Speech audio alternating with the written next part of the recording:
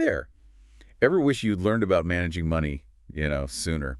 I know I have. It's true. Today we're going to really dive deep into how to raise kids who are financially savvy so they don't end up like us. Yeah, it's about more than just, dollars and cents. It's about setting them up to be confident about their finances and making smart decisions. Definitely. And it's funny because financial expert Carrie Schwab-Pomerantz, she talks about that "I wish I knew then" feeling. It's like, we get it, but what do we do about it? That's what I want to know. Exactly. And the thing is, most schools don't require kids to learn about personal finance. Really? Yeah. Only 23 states actually make it mandatory to graduate high school. Yeah. So it really does fall on us as, parents and adults. Okay, so the pressure's on. So let's start with the little ones. What can we do? I mean, they're not exactly managing mortgages yet, but we got to start somewhere. Right. This is where allowance comes in. Yeah. But it's not just about handing over a $5 bill, right? Okay. It's more think of it as their first, financial playground. I like that. So it's not really about the money, but more about what they learn. Exactly. Research shows there's actually a strong connection between allowance and, get this, delayed gratification. Really? Kids who learn to manage a little money early on, they tend to be better at saving and planning for the future. Oh, wow. I never thought of it that way. I just remember spending my allowance on, candy. Yeah. Immediately. No patience. And there are different ways to do allowance. The 3 jars is great. They divide it up: spend, save, and give. So they're learning about, budgeting, saving, and giving all at once. Exactly. And for saving, make it a concrete goal.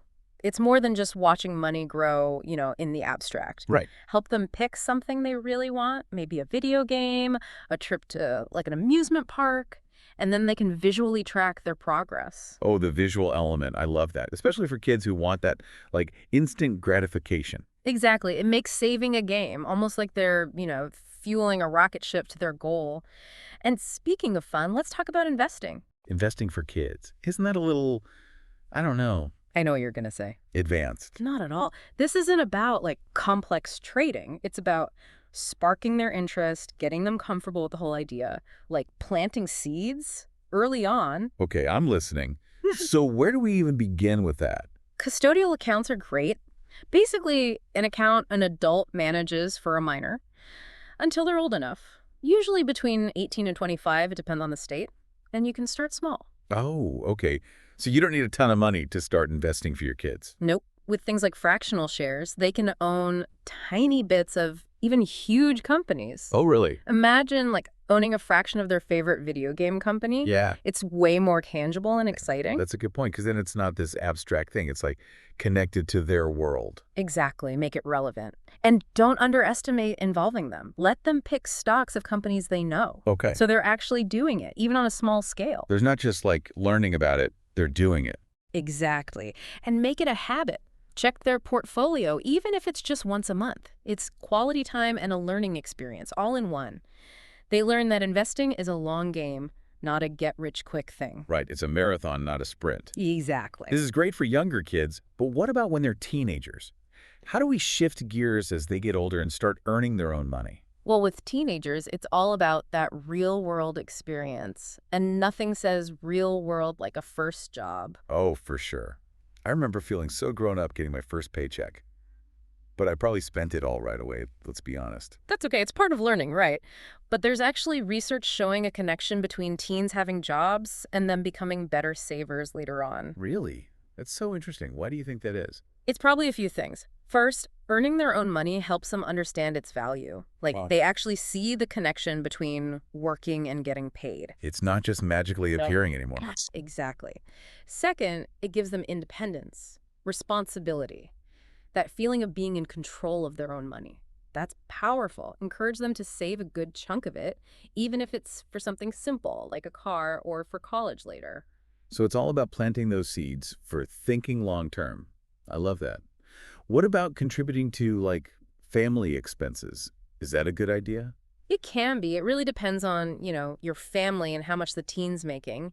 Shouldn't be a burden, but more about them seeing how a household budget works. So again, it's not about the actual amount of money as much as the lesson. Exactly. Contributing, even a little, helps them understand.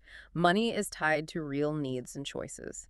And it opens the door for talking about budgeting and trade-offs, which, those are such valuable skills for life. Totally.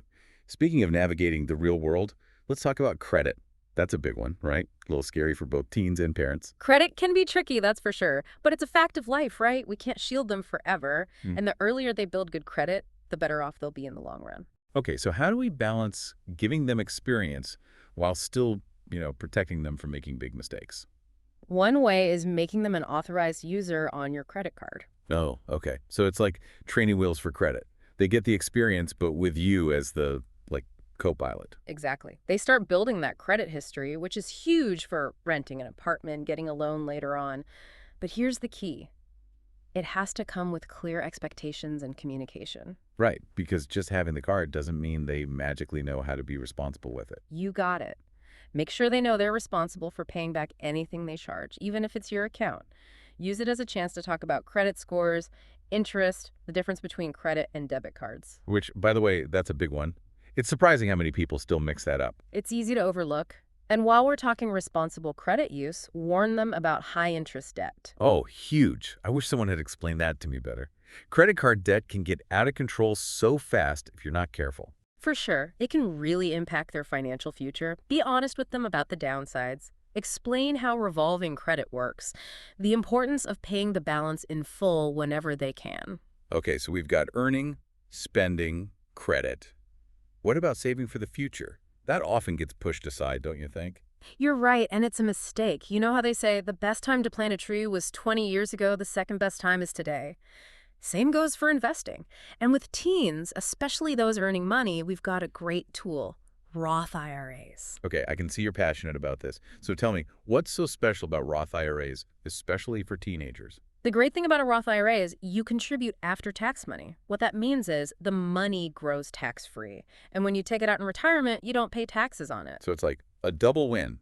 Tax advantages now and later. Exactly. And since time is so important for compound growth, the earlier the better, even small contributions from a teenager can make a huge difference. Makes sense. They've got time on their side. Right. Imagine if we had started at 16. It's like giving them a head start on their financial future. You've convinced me. Okay, so teens. Earning, learning credit, maybe even starting a Roth IRA. It's a whole new level of financial responsibility as they become young adults.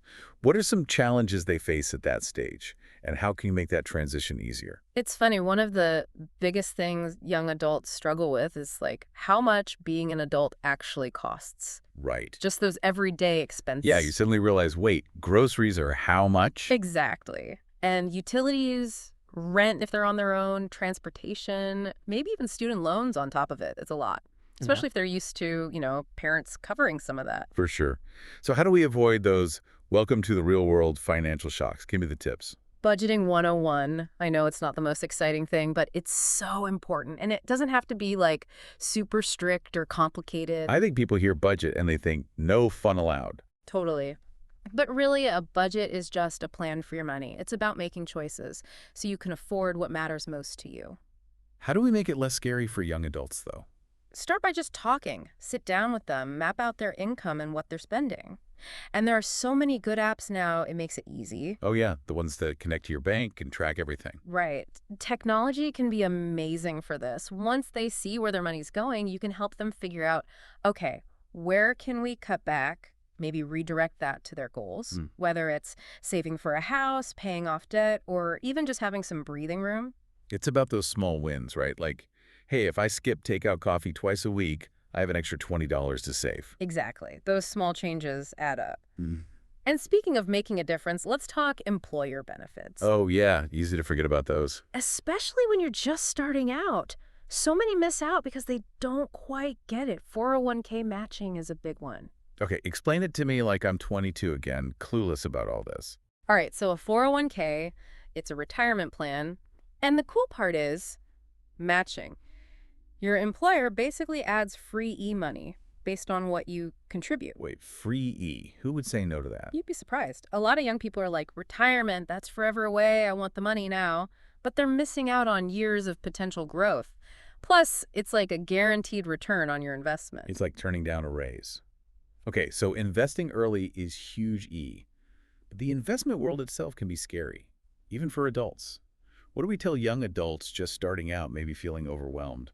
The biggest thing is you don't have to be an expert to invest. There are so many options now, it's way more accessible, no matter your experience or how much risk you're comfortable with. So it's not just about picking individual stocks anymore. Right.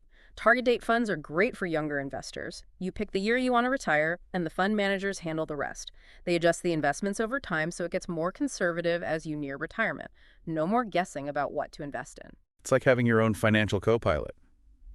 I like it. What about robo-advisors? Those seem popular. They're like digital financial advisors. They use algorithms, but basically they create a portfolio based on your goals, how much risk you want, all that. Good for people who want some guidance but don't want to pay for, like, a traditional advisor. It's like personalized advice, but on your phone. Okay. This is all great. But life happens. Even with the best plans, sometimes things go wrong. What about those times for young adults facing setbacks or just feeling overwhelmed financially? You're right. It's not always easy. The most important thing is that they feel safe talking about it, even if it's just, I'm freaking out, I don't know what to do. Let them know it's okay to ask for help, family, friends, a financial mentor, whoever. And remind them, everyone makes mistakes. It's how we learn. Such an important reminder. It's not about perfection. It's about bouncing back. And, it makes me think about the example we set as adults, too. Absolutely. Role modeling is huge GE when it comes to money. It's one thing to talk about it, but if we're showing them responsible habits, asking for help when WE need it, even admitting our own money mistakes, that's powerful. It's not about pretending we have it all figured out.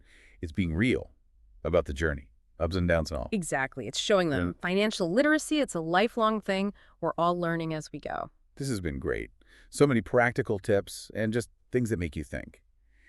As we wrap up, is there one big takeaway you'd leave our listeners with today? For me, it comes back to empowerment. When we give young people this knowledge, these tools, the confidence to handle their money, we're giving them a huge gift. It's about them creating a better future for themselves and for the generations after them. Love that. It's bigger than just dollars and cents. It's a legacy, and we can all be a part of that. To everyone listening, it's never too early or too late to start talking about money. Your support makes a world of difference. Keep those conversations going, and we'll see you next time.